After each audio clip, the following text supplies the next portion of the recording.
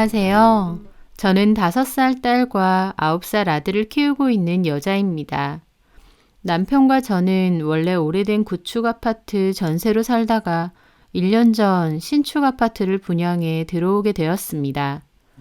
새로 들어간 아파트는 제가 사는 지역의 신도시에 있는 곳인데요.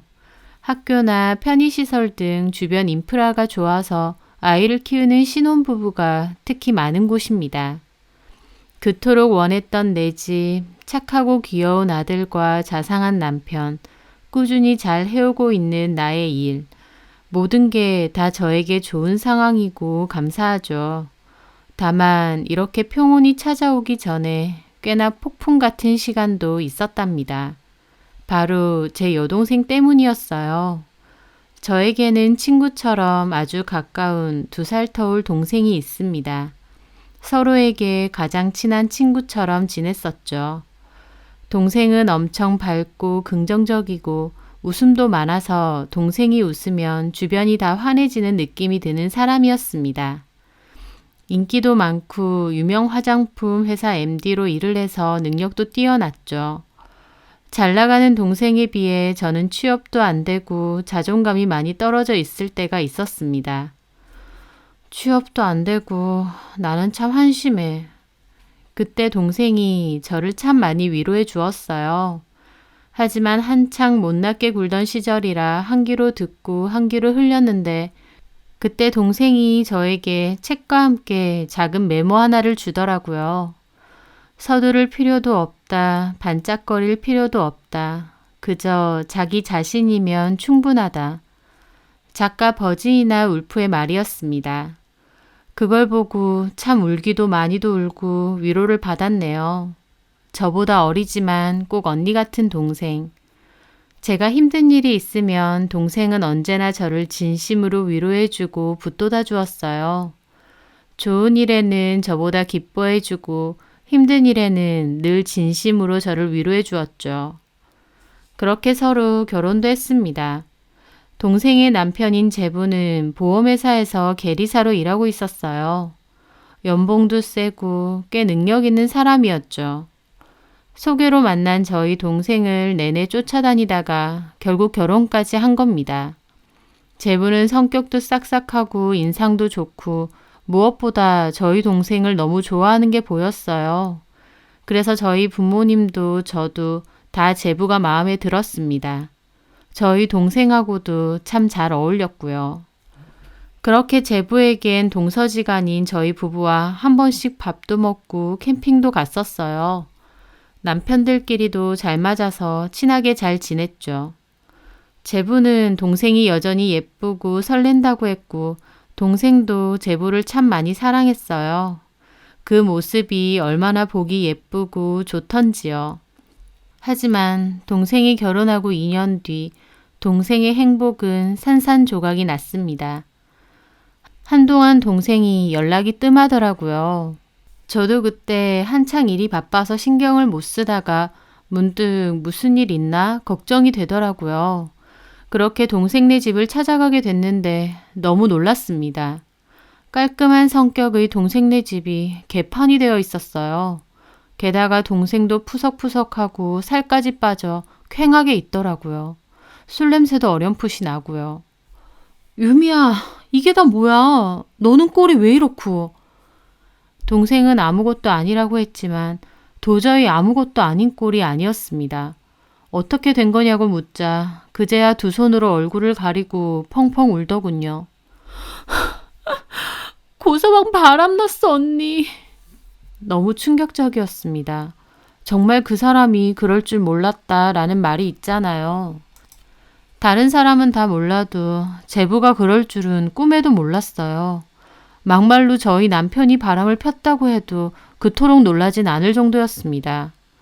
그 정도로 동생과 제부의 사이는 몹시 특별해 보였고 동생에 대한 제부의 마음과 애정은 몹시 커 보였거든요. 그런데 다른 사람도 아니고 그런 제부가 결혼 2년 만에 바람이 났다뇨. 정말이야? 확실해? 좀 됐어. 바람 핀 거 내가 다 확인했고 고서방 지금 집 나간 지 이틀째야. 왜 나갔는데?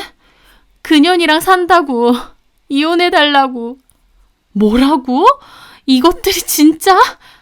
동생이 꺼이꺼이 우는데 너무 화나고 가슴 아프고 그런 상황이 처음이라 어쩔 줄을 모르겠더라고요. 누군 줄은 알아? 어떻게 된 건데? 고서방 회사 직원. 근래 들어서 자꾸 의심스러운 짓을 하는 거야. 늦게 들어오고 옷에는 여자 향수 냄새 나고 무엇보다 나한테 엄청 시비 걸고 짜증내는 거야. 그 사람 다정하고 나한테 잘했잖아. 근데 요즘은 완전 나한테 함부로 하고 무시하고 이건 뭔가 있다 싶더라고. 그래서 고민하다가 차에다가 몰래 소형 카메라를 달았거든. 근데 동생은 훌쩍거리며 떨리는 손으로 핸드폰을 보여주더라고요. 저는 그걸 보는데 너무 놀라 폰을 떨어뜨렸습니다. 제부가 웬 여자와 차 안에서 스킨십하고 만지고 난리 부르스를 치고 있는 겁니다.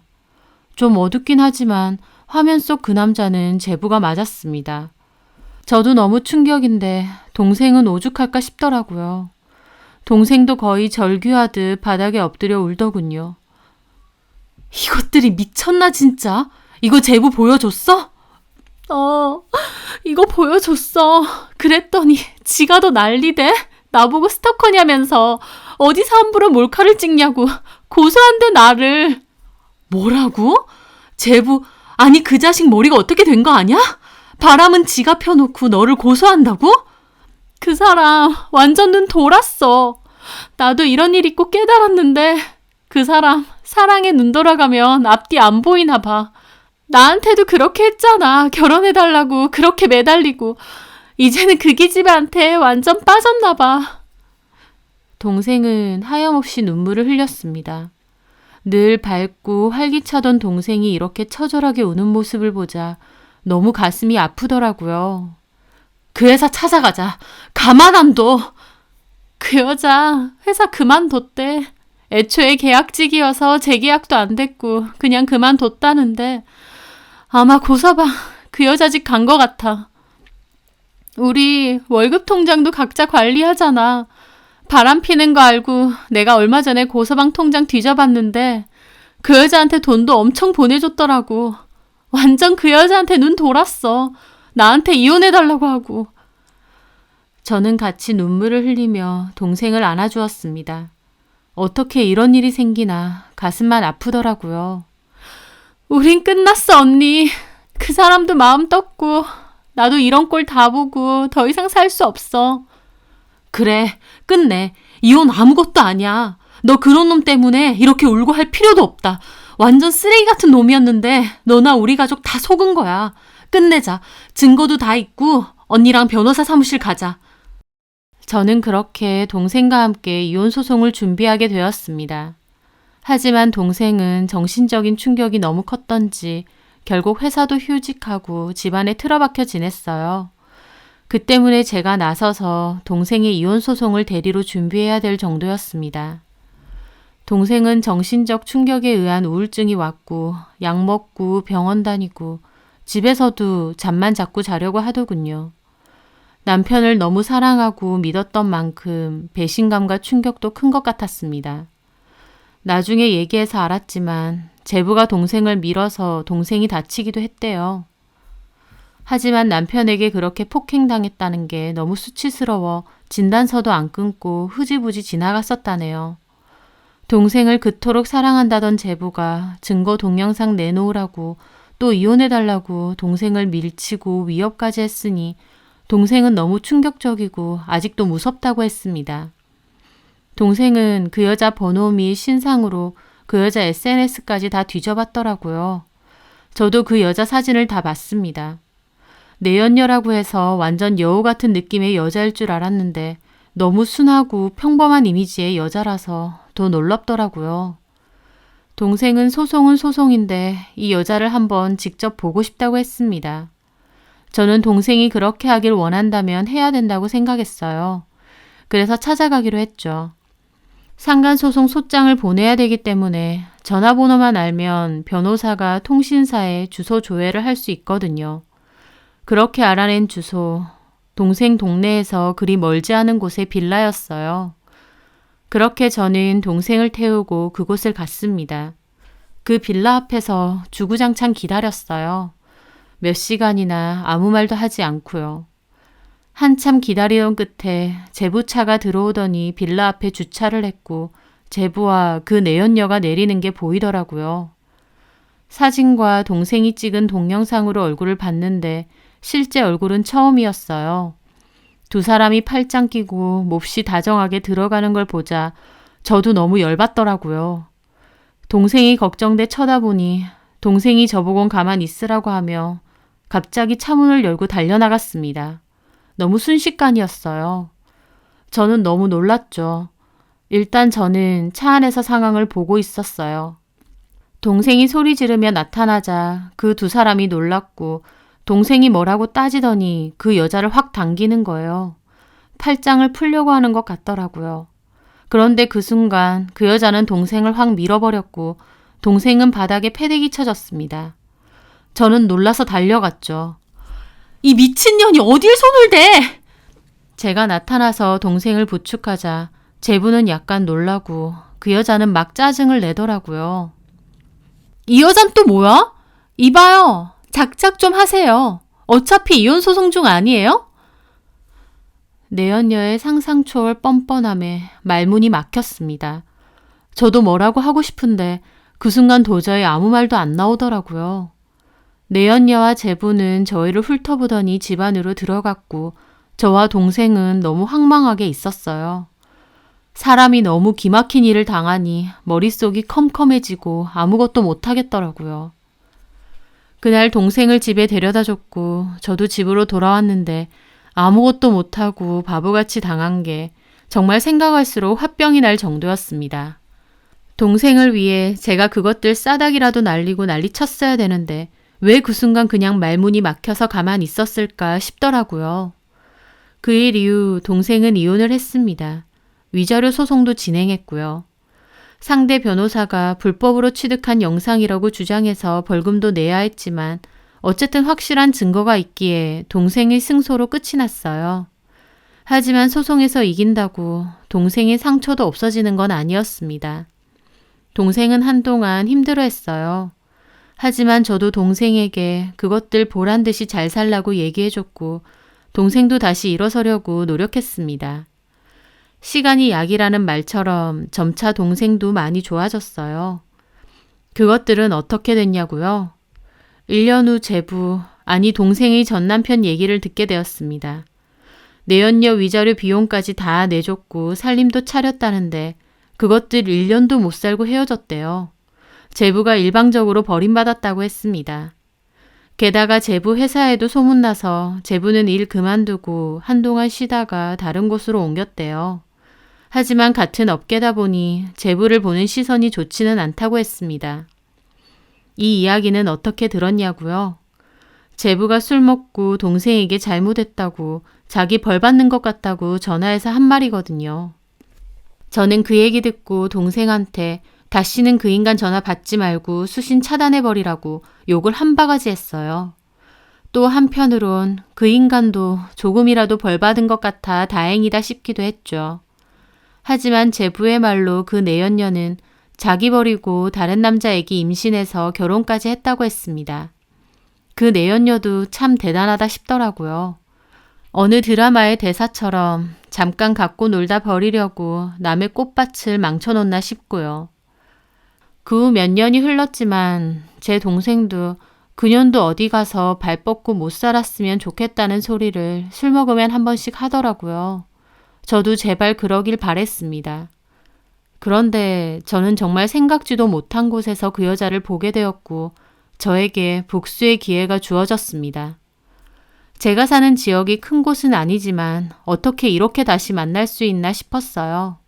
어디서 만났냐고요? 바로 저희 둘째의 유치원 엄마 모임에서였습니다. 유치원 입학 후 반년 정도 지났을 때 같은 반 엄마들끼리 식사 자리에 가게 됐어요. 저는 일 때문에 그런 모임에 나가기가 힘들었는데 그때는 시간이 돼서 참석하게 되었죠. 친한 엄마도 한 명 있긴 하지만 대다수는 얼굴을 잘 모르다 보니 설레는 마음으로 그곳을 갔을 때였습니다. 제가 앉은 곳 대각선에 그 여자가 앉아 있었습니다. 그 여자 얼굴을 보는 순간 숨이 멎을 것 같더라고요. 그때 생각이 확 떠오르면서요. 저는 그 여자 얼굴을 절대 잊을 수가 없습니다. 제 동생을 밀치고 제가 동생을 부축하러 갔을 때 작작 좀 하라던 그 여자. 그런데 재밌는 게 저는 그 여자 얼굴을 아는데 그 여자는 제 얼굴을 기억 못 하더라고요. 그 여자를 가만 지켜보는데 정말 속에선 용암 같은 분노가 치솟았습니다. 내 동생은 이혼하고 정신과 다니고 그렇게 힘들어하고 괴로워했는데 이 여자는 제부랑 헤어진 후에 다른 남자 애까지 낳고 정말 아무렇지 않게 너무 평온한 얼굴로 웃고 떠들고 어떻게 이럴 수 있나 싶었습니다. 내가 그때는 아무 말 못하고 바보같이 넘어갔지만 오늘은 두고 보자 싶기도 하고요. 그래서 저는 수다 떨며 깔깔거리는 그 여자를 빤히 보다 말했죠. 재밌니? 제 말에 그 순간 분위기는 찬물이라도 끼얹은 양 조용해졌어요. 처음 온 제가 갑자기 그 여자한테 반말로 그렇게 말하니까요. 그 여자도 확 정색하더라고요. 네? 지금 저한테 얘기하신 거예요? 그래. 그 여자는 어이없다는 얼굴이더라고요. 소율이 어머님 맞으시죠? 언제 봤다고 반말이세요? 되게 무례하시네요? 무례할만 하니까 하지. 뭐라고? 그 여자도 기막히다는 듯 발끈하고 주변의 다른 엄마들도 놀라서 저를 말리더라고요. 왜 그래요, 소율 엄마? 저도 코웃음 치며 말했습니다. 기억도 안 나나 보네. 나는 너무 기억 잘 나는데. 당신이 누군데? 파들파들 거리는 여자에게 제가 말했죠. 고우연 몰라? 그 순간 그 여자 정말 얼굴이 새하얗게 질리더라고요. 다른 엄마들 숨죽이고 저희를 보고 있고요. 그 여자는 몹시 놀란 얼굴로 저를 보다가 그제야 생각이 난 듯 갑자기 그러는 거예요. 저기 밖에서 얘기하시죠. 싫은데? 내가 왜? 나보고 누구냐고 물었지? 얘기해 줄게. 네가 바람 펴서 가정 빼앗고 이혼시킨 그 남자의 처형이잖아. 나 봤잖아. 나랑 내 동생한테 작작 좀 하라며. 너 상간소송도 당했잖아. 다 잊었어? 내 동생 이혼시키고 제부랑 살림 차려서 살다가 그 와중에 다른 남자애 임신해서 도망갔다며? 와, 진짜 너도 스펙터클하다. 내 동생은 이혼하고 정신과 치료받고 정말 힘들었는데 너는 그 사이에 다른 남자랑 애도 낳고 아무렇지 않게 잘 살았네? 세상에 이런 법이 어딨지? 제 말에 엄마들 경악하고 난리가 났습니다. 그 여자는 당황해서 어쩔 줄을 몰라 하더라고요. 그러더니 박박 우겨대더군요. 저기요, 나 그런 적 없거든요? 유언비어 퍼뜨리지 마세요. 고소당하고 싶어요? 다른 사람이랑 착각했나 본데 당신 이러는 거 큰 실수하는 거야. 아, 네가 아닌가? 잠깐만, 그럼 확인 좀 해볼게. 저는 그렇게 말하고 폰으로 메일을 들어갔습니다. 메일 드라이브에 동생 소송에 관한 증거를 저장해놨거든요. 제가 동생 대신해서 소송을 진행했는데 소송의 중요한 증거다 보니 여러 군데 복사해서 저장을 해놨었습니다. 혹시나 실수로 지워지거나 잃어버리면 안 되니까요. 저는 드라이브에서 그 영상을 켰어요. 바로 제부와 그 여자가 차 안에서 미래를 즐겼던 그 영상이요. 저는 그 영상을 재생시키고 주변 엄마들 몰려와 그 영상을 보더군요. 여러분들이 봐주실래요? 이분이 저분 맞는 것 같죠? 엄마들 입이 뜨악해서 미쳤다면서 그 여자 다 노려보고 그 여자 득달같이 제 폰을 뺏으려는 거예요. 저도 안 뺏기려는데 그 순간 옆에 엄마 하나가 그 여자 팔을 잡아 밀치더라고요. 뭐 이런 더러운 년이 다 있어. 이런 기집애랑 우리 애랑 같은 유치원 다닌 거야? 그러니까 불결해 진짜. 민준 엄마 그런 사람이었어. 옆에 있던 엄마들이 더 난리가 났습니다. 완전 삿대질하면서 그 여자를 몰아세웠고 그 바람에 그 카페에 있던 다른 손님들까지 다 쳐다보고 그 여자는 어버버 하더라고요. 저는 그 꼴을 우습게 보며 말했죠. 어때요 여러분? 저 여자 맞는 것 같죠? 완전요. 세상에 그런 줄도 모르고 우리 애랑 저 집 애랑 친하게 지냈는데 너무 싫어. 야, 너 당장 유치원 그만둬. 완전 뻔뻔하네, 저 여자. 이 동네에서 꺼져! 엄마들이 난리치고 그 여자 막 당황해서 어쩔 줄 몰라 하더니 그대로 카페 밖으로 도망가더라고요. 저는 그걸 보고 영상을 껐습니다. 그 여자 나가고 나서 엄마들 더 난리가 났죠. 꿈에도 몰랐다느니, 저 여자가 그런 여자였나느니. 그 여자와 친하게 지냈다는 엄마들은 더 경악하고요. 저는 엄마들에게는 신뢰하겠다 말하고 그곳을 떠났습니다. 그 후에 어떻게 됐냐고요? 온 동네가 뒤집어졌습니다. 맘카페에 그날의 일이 다 올라왔고 댓글이 몇백 개가 달릴 정도였어요. 그 여자가 어떤 여자인지도 올라오고 그 여자 남편이랑 같은 회사 다닌다는 동네 지인도 댓글을 달았죠. 그 후에도 후일담이 올라왔는데 이 정도로 소문이 나니 당연히 그 남편도 알게 된 모양이었습니다. 그 여자랑 같은 아파트 산다는 회원이 글을 올렸는데 그 일 있고 얼마 지나지 않아 남편이 애와 짐을 들고 어딜 가는 걸 봤대요. 그 후 집도 급매로 내놨다 하고요. 남편끼리 같은 회사 다닌다는 회원 얘기론 그 여자와 그 여자 남편 이혼 소송 진행 중이고 각자 본가로 들어가서 산다고 했대요. 남편은 너 같은 여자한테 애 못 맡긴다고 네 몸만 나가라 해서 아이도 남편이 데리고 갔다더라고요. 온 동네에 소문이 다 퍼져서 후일담을 듣기는 참 편하더라고요. 물론 그런 일을 터뜨렸으니 저나 저희 아이까지도 한동안 카페에서 폭로했던 그 여자래 하는 소리를 들어야 했죠. 좋은 일은 아니었지만 피해자도 아니고 괜찮았습니다. 후련하기도 했고요. 동생에게도 얘기했고 동생도 저를 가장 먼저 걱정하면서도 한편으론 속 시원해하는 것 같더라고요. 그날 그 여자가 동생 밀쳤을 때 한마디도 못한 게 두고두고 한이었는데 이렇게라도 되갚아주게 되어 속 시원합니다. 그리고 동생에게도 그랬어요. 그 인간들이 되갚음 당했다고 네 기분이 풀리는 건 아니겠지만 그래도 이제는 다 잊고 네 인생에만 집중해서 살라고요. 동생도 언니 그리고 저희 가족이 있어서 너무 고맙다면서 앞으로 더 보란듯이 잘 살겠다고 했습니다. 인생에는 여러 페이지가 있는데 좋은 일이 가득한 페이지도 있지만 정말 힘들고 슬픈 일이 가득한 페이지도 있다고 생각해요. 그래야 인생이라는 책 한 권이 완성될 테니까요. 동생은 많이 힘들고 슬펐던 한 페이지를 넘긴 거라고 생각합니다. 이제는 좋은 마음으로 행복하고 즐거운 일로만 가득 채워 나갔으면 해요. 제 사연 들어주셔서 감사합니다.